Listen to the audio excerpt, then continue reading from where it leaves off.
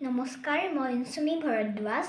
আজি মই জ্যোতিপ্ৰসাদ আগৰৱালাদেৱৰ এটি কবিতা আবৃত্তি কৰিবলৈ চেষ্টা কৰিছোঁ। কবিতাটিৰ শিৰোনাম মাক আৰু সোণ।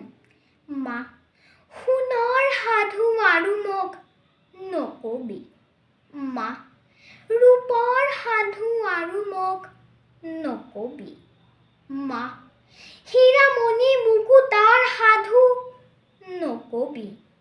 মাটিৰ সাধু কথা ক, কোলাতে বহুৱাই ল। মা বোলে সোণ, ৰূপ সোণ, হীৰা আৰু মুকুতামণিৰ। যি সাধু কওঁ তোক, সি সাধু ধূলিৰ মাটিৰ।